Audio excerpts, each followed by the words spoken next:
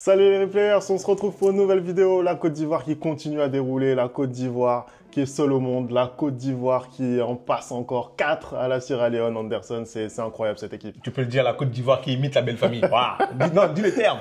Comment tu imites? Qui imite la belle famille. C'est-à-dire, explique. On a gagné 4-1 tout à l'heure, eux aussi gagnent 4-1. C'est incroyable. Mais c'est quoi? C'est incroyable. C'est quoi? Nos destins sont liés ou bien? Le gars, ça fait 3 mois, il n'a pas gagné un match de foot avec le Cameroun. Non, c'est incroyable. C'est terrible, c'est terrible. En tout cas, les éléphants, eux, méritent leur statut. Ils ont gagné 4-1. Hein. Tu es mal poli, hein? Femi, tu es mal poli.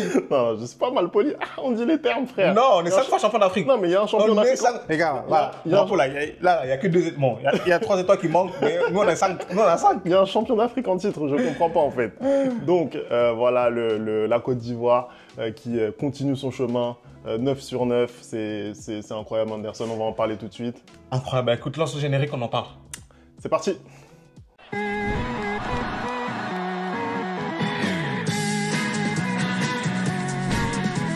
Allez, on commence tout de suite ce débrief. Les Ivoiriens, donc, qui poursuivent sur le relancé. Victoire 4-1, Anderson. Voilà, petit moment quand même de flottement dans le cours du match, mais globalement, c'est une prestation rondement menée. Ah bah écoute, globalement c'est une promenade, hein, Femi. Je pense que ça va même être le titre de la vidéo. Je pense que la Côte d'Ivoire se promène parce que ça a été un match vraiment maîtrisé de bout en bout par les éléphants, hein, qui sont champions d'Afrique maintenant, qui ont déjà affronté cette équipe, il me semble, en janvier dernier. Ils les avaient battus 5-1. Là, ce soir, c'est 4-1. Mais il n'y a pas eu vraiment d'inquiétude de la part des Ivoiriens, à part ce but par la Sierra Leone sur leur presque seule incursion dans le camp ivoirien. D'ailleurs, ça m'a un peu inquiété pour la défense parce que j'ai eu l'impression que la manière dont ils sont rentrés dans la défense, c'était beaucoup trop facile. Hein. C'était un but bien construit aussi de la part de la Sierra Leone. Exactement. Donc, mais à part ça, la Côte d'Ivoire a été sérieuse. Le truc, c'est que, tu sais quoi, il y a un dicton ivoirien qui dit... J'ai peur vraiment du dicton, vraiment. Les rois du dicton. Il y a un dicton ivoirien qui dit « On ne joue pas le mauvais rêve ». Donc, c'est-à-dire que le match a commencé 3 minutes but. Ça allait très vite. Non, ça allait très vite. Un but en plus très bien mené. Jean-Philippe Crasso, voilà. Le joueur préféré d'Anderson. Mon nouveau joueur préféré en Côte d'Ivoire. Il décale parfaitement Nicolas Pepe, hein, qui a juste le gardien. À la suite de ça, la Côte d'Ivoire est toujours en domination.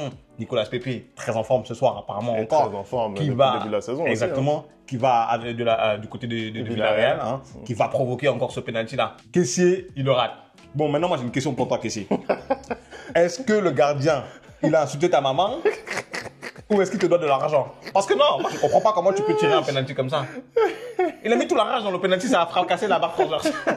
Mais tire doucement un peu. Tire doucement.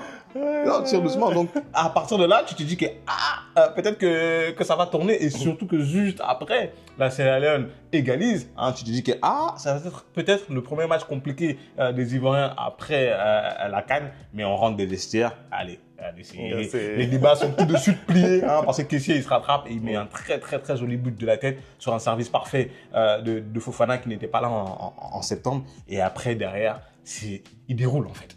Ils déroulent, ils sont sur un train où chaque montée, tu as l'impression qu'il va y avoir un but. Hein, chaque action, tu as l'impression qu'il va y avoir un but. Et tout ça fait mis 100 à l'ingrat, 100 à l'heure. Et en deuxième mi-temps, tu vois les joueurs qui sortent du banc et tu te dis, mais on va faire comment pour les arrêter?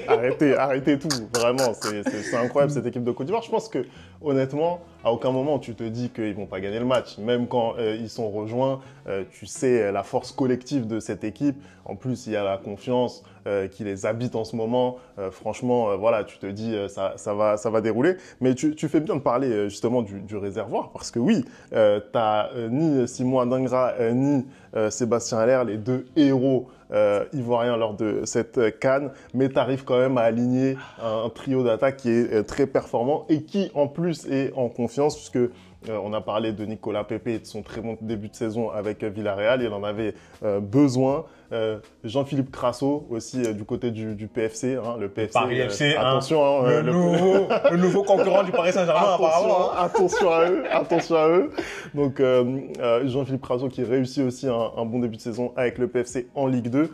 Et puis Evan Guessant qui a lui aussi sorti une perf incroyable, notamment contre le PSG, et qui sort aussi d'un bon début de saison avec l'OGC Nice. Bah, même si ce soir, je suis désolé, l'occasion qu'il rate, elle est énorme. C'est-à-dire qu'à un moment donné, Nicolas Pepe le sert parfaitement. Il n'a plus qu'à pousser le ballon dans les filets et il a raté. Mais moi, j'ai pas compris. Surtout que le week-end précédent, on avait commenté Paris Saint-Germain-Nice et j'avais trouvé qu'il avait été extraordinaire tout le match. C'est-à-dire que chaque touche de balle, c'était magnifique. Et là, ce soir, ce qu'il a raté. Mais bon, après, il s'est rattrapé dans le match. Il a fait un bon match quand même, hein, même s'il est sorti après. J'ai trouvé que vraiment, le vivier de cette équipe, c'est extraordinaire. Mais moi, je sais pas quoi dire. En fait, là, on va débriefer la Côte d'Ivoire. Après, on va débriefer le Sénégal et c'est la même chose. Et c'est des équipes, sur le banc, il y a des joueurs, t'as peur, en fait.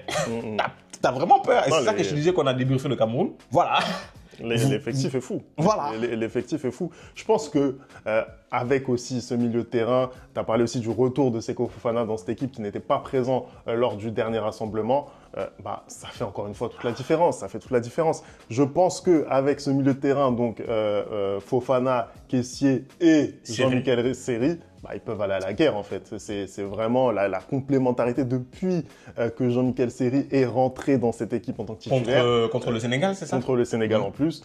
C'est incroyable. Et Mers Faye a trouvé la recette en fait. Mais surtout que quand tu regardes la prestation de la Côte d'Ivoire ce soir, Jean-Michel Seri, il n'a même pas eu besoin de s'employer énormément. Tu vois. En fait, ils étaient tellement supérieurs à cette équipe de Sierra Leone qu'il a eu un match assez tranquille. Après, il est remplacé par Guéladoué. Moi, j'en peux plus. Moi, j'en peux plus. Ce que vous voulez faire à l'Afrique, la Côte d'Ivoire, là, ça va pas marcher. Ce que vous voulez faire, ça va pas marcher. Moi, je vous dis. Hein, c'est la belle famille. En plus, pour moi, pour le coup, c'est littéralement la belle famille.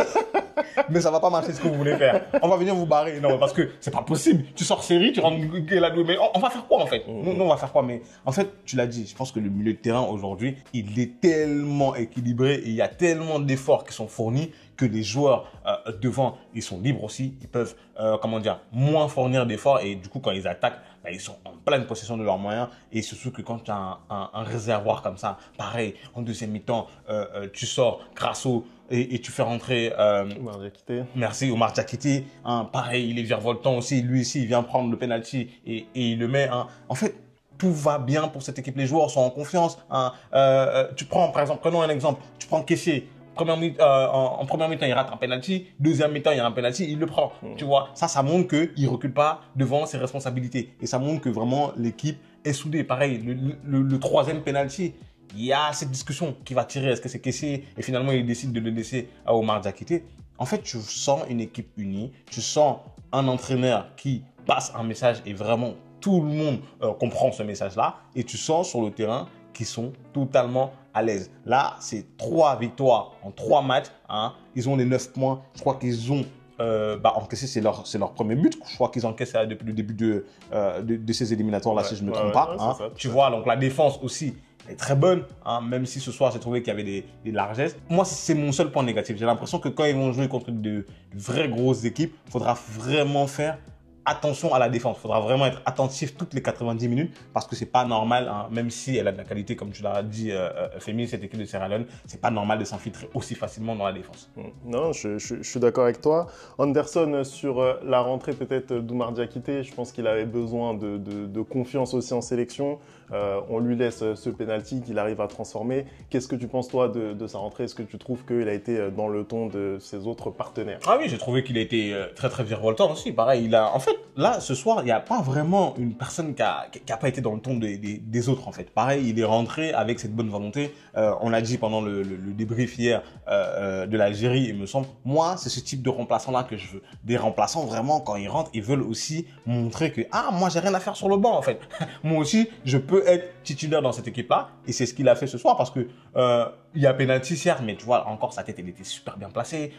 Juste après, encore, il va chercher un penalty. Pour moi, il y avait peut-être penalty sur lui, mais il y a des occasions, tu vois. Il se procure des occasions, il fait les bons appels, il fait les efforts. Et on sait combien ce joueur est fort. Moi, vraiment, pendant la CAN avec Adingra, c'est les deux qui m'ont impressionné parce que je trouvais que sa manière et sa capacité d'aller tout le temps provoquer, aller chercher le 1 contre 1, c'est exceptionnel, tu vois. Et comme tu le dis, il avait peut-être besoin aussi de se remettre en confiance dans cette équipe-là. Et c'est peut-être pour ça aussi que Kessié lui a laissé le penalty. Mais très très bonne rentrée pour moi. Anderson, on l'a dit, la Côte d'Ivoire qui est sur un nuage. 3 victoires en 3 matchs dans ces éliminatoires pour la CAN. Ça leur fait 9 points. Ça leur fait surtout 7 points d'avance sur la 3e place occupée aujourd'hui par le Tchad. Ils vont avoir donc ce match retour face à la Sierra Leone. Anderson, la qualification, hein, c'est plié. Bah, pour la Côte d'Ivoire, c'est 95%.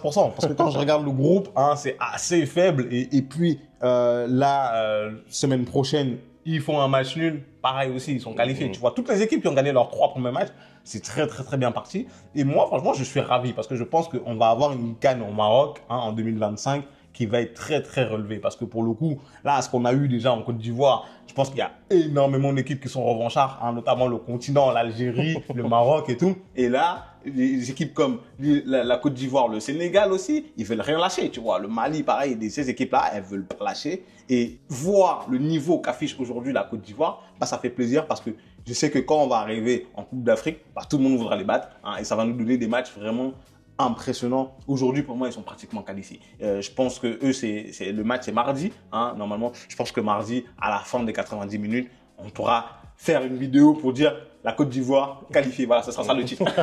Et elle va pouvoir entamer la défense de son titre. Merci d'avoir regardé cette vidéo. On n'oublie pas les bonnes habitudes, @le replay foot. Vous me dites ce que vous avez pensé de ce match, vous, Ivoiriens. Et puis nous, on se retrouve très très vite pour une nouvelle vidéo. Ciao. Aquaba.